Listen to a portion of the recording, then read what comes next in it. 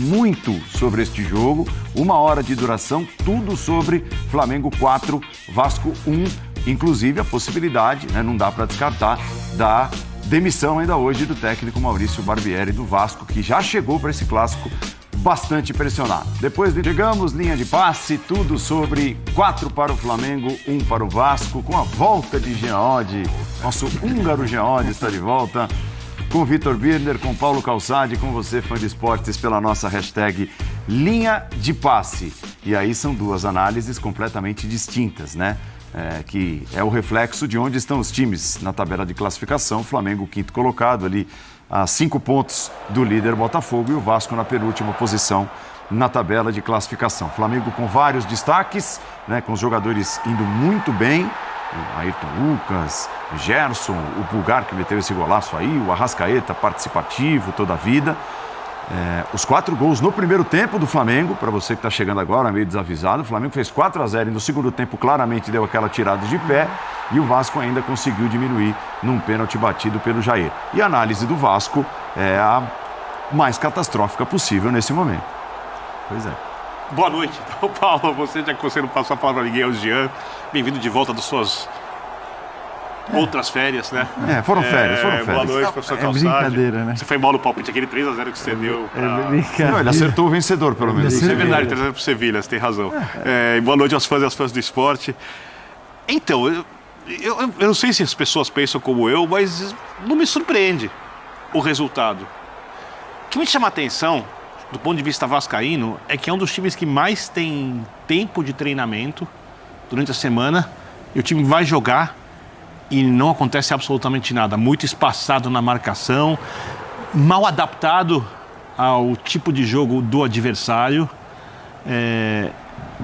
pouco capaz de incomodar, porque o time é armado para incomodar o adversário, para fazer jogo pelos lados, para buscar o seu centroavante, e faz pouco isso. Então, eu acho que o Vasco realmente tem um dilema ali. Eu não sei se é a questão de demitir ou não o treinador, isso é uma coisa que cabe a quem está ali avaliando o dia a dia, mas até agora o time não evolui, e acho que já teve algumas na temporada que ele conseguiu jogar melhor. Oscilar é normal, mas as oscilações do Vasco, esse Vasco na oscilação para baixo é muito grande, e queira ou não, o Campeonato Brasileiro é difícil, ao contrário do estadual não vai ter o jogo fácil para recuperar, né? As viagens são longas, e o período de treinamento que os outros times vão ter quando a gente tiver a paralisação para a data FIFA pode ajudar os times a evoluírem, enquanto o Vasco tem recebido alguns períodos de treinamento num calendário destrutivo no mês. O do Vasco foi um pouco mais confortável que o dos outros, e contra o Flamengo o time não jogou nada. Já o Flamengo, ele teve hoje a cara do Sampaoli, né? Não é o Flamengo dos sonhos do Sampaoli, mas já é um Flamengo que você olha e você identifica o treinador, o que ele gosta. Ainda precisando melhorar a pressão em saída de bola, quando parar fisicamente talvez ganhe alguma coisa e consiga fazer uma marcação alta com mais intensidade, mas já criando um volume de jogo interessante, com uma mudança no desenho um pouco de jogo para a partida contra o Vasco da Gama, né? Sabendo usar os defeitos do Vasco, entendendo muito melhor o adversário do que o adversário entendeu o Vasco, sendo que ele tem muito menos tempo que o treinador do Vasco para trabalhar. Esse Flamengo, que jogou contra o Vasco, ele é um Flamengo que pode almejar conquistar coisas na temporada, ainda imaginando que ele tende a evoluir. Então eu acho que o final, é óbvio que no futebol brasileiro as coisas mudam rapidamente, mas para mim o Flamengo, se você pegar de quando o São Paulo chegou até agora, é um time em clara evolução, e o Vasco é um time no máximo estagnado, o que é péssimo. Eu acho que, bom, primeiro que o placar diz tudo, né? O placar, ou se não diz tudo, diz muito sobre o que foi o jogo, sobre a superioridade do Flamengo em relação ao Vasco do ponto de vista técnico. Eu acho que num jogo como esse, né, em que você faz 4-0 no primeiro tempo, qualquer parâmetro que você queira pegar de posse de bola, de finalização e tal, vai ser completamente distorcido, porque é claro que o segundo tempo é completamente condicionado pelo placar do jogo. Então, eu acho que assim, o placar diz tudo sobre a diferença entre Flamengo e Vasco. Para mim, sobretudo do ponto de vista técnico ainda. E por que eu estou dizendo isso? Porque eu nem vejo tanto desse Flamengo do Sampaoli nesse jogo, Birner. Para mim, o Flamengo que eu imagino como sendo o Flamengo do Sampaoli é o Flamengo do primeiro jogo contra o Fluminense na Copa do Brasil. Do primeiro. Aquele foi um Flamengo de pressão, aquele foi um Flamengo marcando alto, roubando a bola, que não deixou o Fluminense jogar. O Fluminense não conseguiu jogar. Hoje o jogo começa até com o Vasco conseguindo melhor, marcar lá na frente, conseguindo ficar com a bola surpreendentemente, mas aí acho que também tem a ver com uma questão técnica, não conseguindo produzir muito a partir daquela posse, daquela pressão.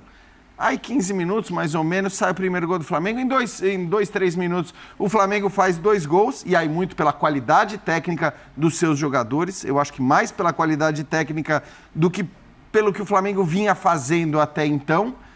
O Vasco desmorona, e aí você vê todas as deficiências do time do Vasco, deixando o espaço para uma transição rápida do Flamengo. Isso é interessante ver, como o Flamengo tem feito muito isso em alguns momentos. Com o Sampaoli mesmo, a gente sempre imagina o Flamengo do Sampaoli como sendo o time que não vai deixar o time adversário ter a bola, que vai marcar alto, que vai pressionar. Mas em vários momentos, já em jogos recentes, a gente viu o Flamengo explorando bem o espaço deixado pelo adversário. E hoje, o Vasco deixou muito esse espaço, em vários momentos, ainda no primeiro tempo.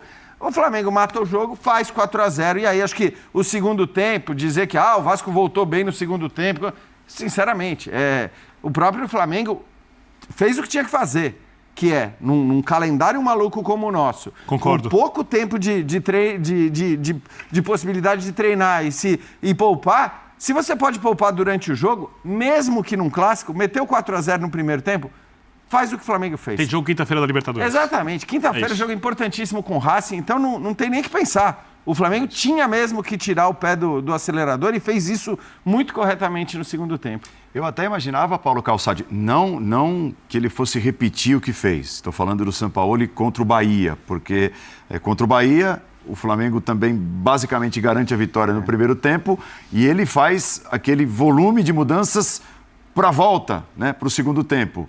E acaba dando tudo errado, tanto que o Flamengo leva a lição, né? Leva algum tipo de pressão e tal, Bahia com homens a menos e tudo, deu susto. Ali questões físicas para todo mundo, né? Então, mas eu esperava até que isso pudesse acontecer hoje, porque o jogo estava tão ganho, né, com 4-0, e aí quando volta para o segundo tempo, ele volta exatamente com o mesmo time, vai mexer lá no começo ainda do segundo tempo, mas em um homem, né, que ele tira o Matheus França e bota o Vitor Hugo, e depois ele foi aos poucos fazendo as mexidas. Mas assim, concordo com o Jean, o Vasco parece querer jogar o tempo todo, francamente. É isso aí, pessoal, ficamos por aqui. Esse foi mais um vídeo aqui do nosso canal com a grande vitória aí do Flamengo, atropelo aí por 4-1 contra o Vasco pelo Brasileirão 2023. Peço a vocês que deixem seu like, se inscreva aqui no nosso canal, ative o sininho das notificações e compartilhe aí nossos vídeos com os seus amigos.